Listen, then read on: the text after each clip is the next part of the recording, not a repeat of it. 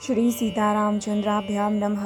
श्रीमद् वाल्मीकि रामायण बालकांडम सप्तमः सर्गः श्लोक 1 से 9 तक। विषय: राजा जनक का अपने भाई कुशध्वज को सांकाशिया नगरी से बुलवाना। वशिष्ठ जी का श्री राम और लक्ष्मण के लिए सीता तथा उर्मिला को वरण करना।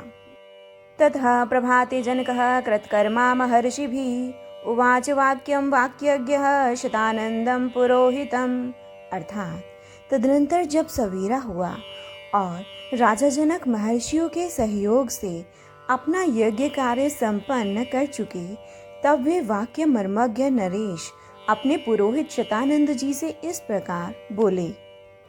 भ्राता मम महातेजा वीर्यवानति धार्मिकः कुशध्वज इति ख्यातः पुरी मध्यम वसच्छुभाम वार्या फलक पर्यंताम पिबन्नि सुमति नदीम सांकाश्याम पुण्य सांकाशाम विमानमिव पुष्पकम।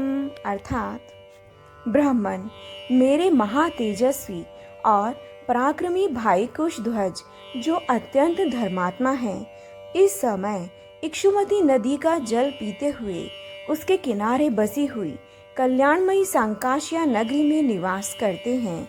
उसके चारों ओर के परकोटों की रक्षा के लिए शत्रुओं के निवारण में समर्थ बड़े बड़े यंत्र लगाए गए हैं।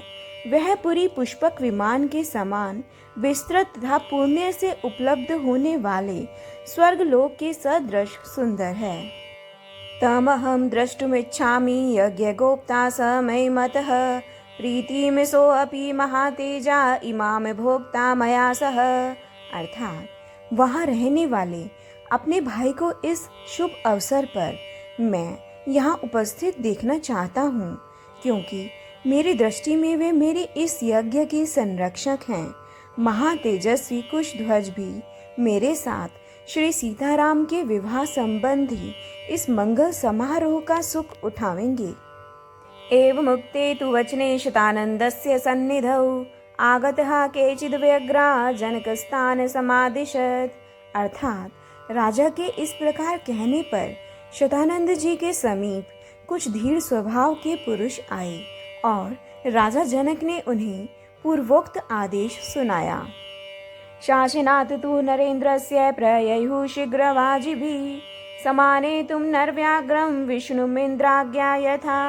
अर्थात राजा की आज्ञा से वे श्रेष्ठ दूत तेज चलने वाले घोड़ों पर सवार हो पुरुष सिंह कुशध्वज को बुला लाने के लिए चल दिए, मानो इंद्र की आज्ञा से उनके दूत भगवान विष्णु को बुलाने जा रहे हों।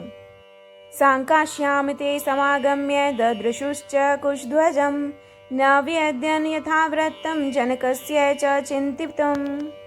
अर्थात सांकाश्या में पहुंचकर उन्होंने कुशध्वज से भेंट की और मिथिला का यथार्थ समाचार एवं जनक का अभिप्राय भी निवेदन किया। तवृत्तं नृपतिः श्रुत्वा दूत श्रेष्ठेर महाजवै आज्ञा तु नरेन्द्रस्य आजगाम कुशध्वज। अर्थात उन महावेगशाली श्रेष्ठ दूतों के मुख से मिथिला का सारा वृत्तांत सुनकर राजा कुशध्वज महाराज जनक की आज्ञा के अनुसार मिथिला में आए। ददर्श महात्मानं जनकं धर्मवत्सलं सोऽभिवाद्य शतानंदं जनकं चाति धार्मिकं राजाहं परमं दिव्यमासनं सोऽध्यारोहत्। अर्थात वहाँ उन्होंने धर्मवत्सल महात्मा जनक का दर्शन किया। फिर शतानंद जी तथा अत्यंत धार्मिक जनक को प्रणाम करके वे राजा के योग्य परम दिव्य सिंहासन पर विराजमान हुए। जय जय राम सीता राम जय जय